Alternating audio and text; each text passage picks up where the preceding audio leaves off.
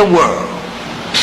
Now I am reversing history, and if I couldn't prove it, I wouldn't be saying it.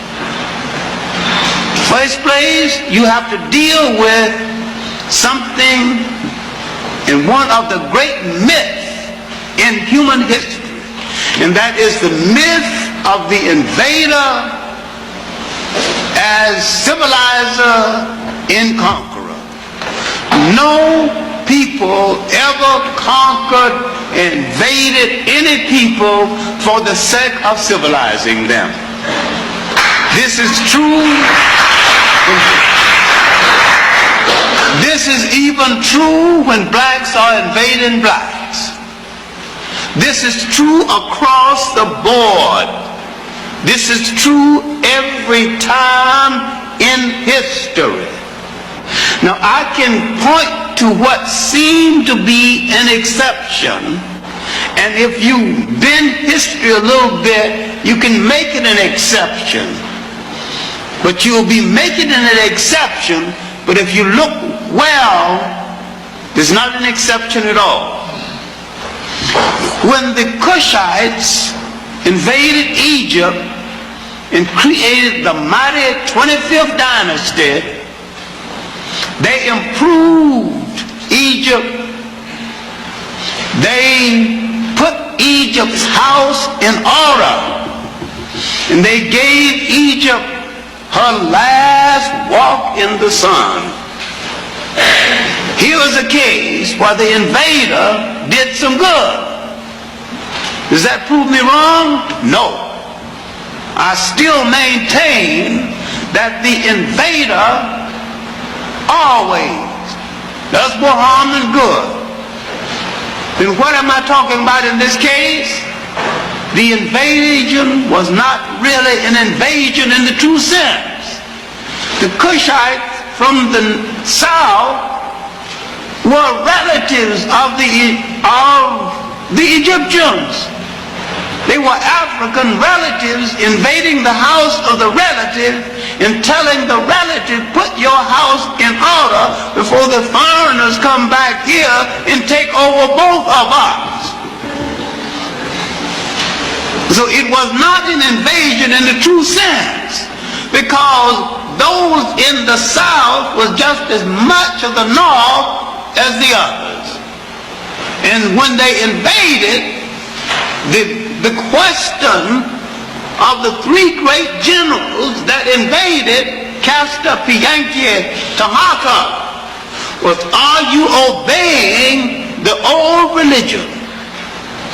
Are you true to the great religions of the river? And they asked them, are you obeying the laws and the moral laws laid down by the last great goddess of the Nile Valley, the woman goddess Maya? Are you true to her teachings? And when you look today and see all the people hung up called women's lib, these black men, 751 BC, asking other black people, are you obeying the moral laws laid down by a woman? This will blow the white people's mind.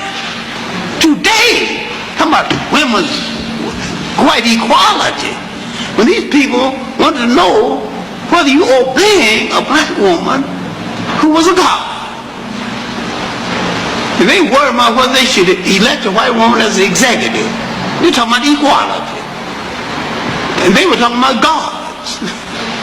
These people so far behind us, even a pity. Now, when you analyze what I'm talking about, I've showed you an exception. But when you analyze it, it wasn't an invasion at all. Just one relative trying to put another relative's house in order. Because it wasn't an invasion at all, because the south and the north was one and the same. I can show you another example outside of Egypt. The African invasion of Spain. The Africans, Berbers, and Arabs gave Spain the greatest material civilization it ever had before or since.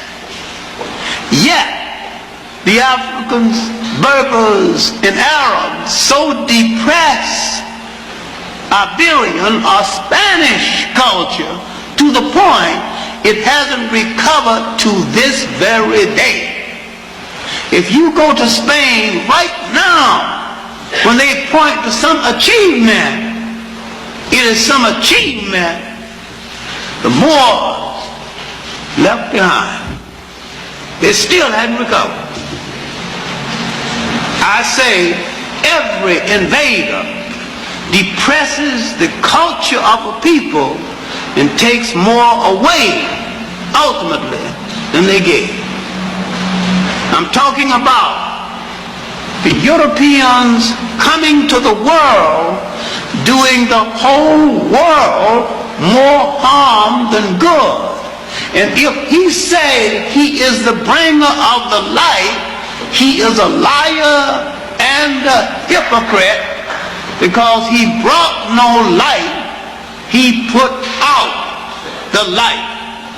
And that he is in a position right now of losing the world, and each time he called an age his golden age is that age when he has somebody else to exploit outside of Europe.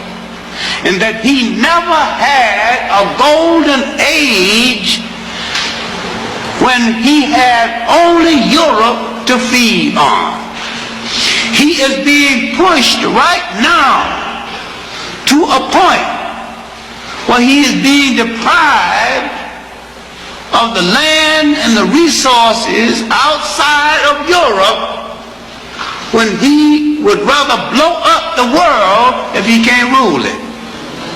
And so the people of the world had better protect themselves or prepare to go back in chains.